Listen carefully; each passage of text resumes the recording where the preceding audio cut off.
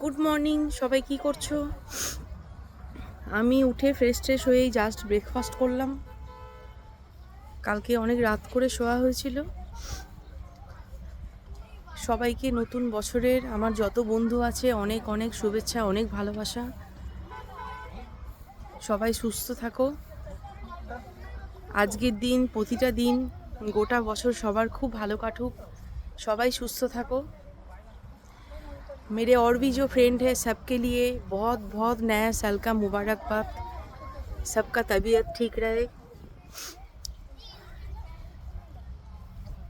ঠিক আছে, চলো এখন রাখি, একটু বিচের দিকে যাব, তারপর এসে চেঞ্জ করে একটু সুইমিং পুলে থাকবো, কিছুক্ষণ টাইম কাটিয়ে তারপর স্নান করব।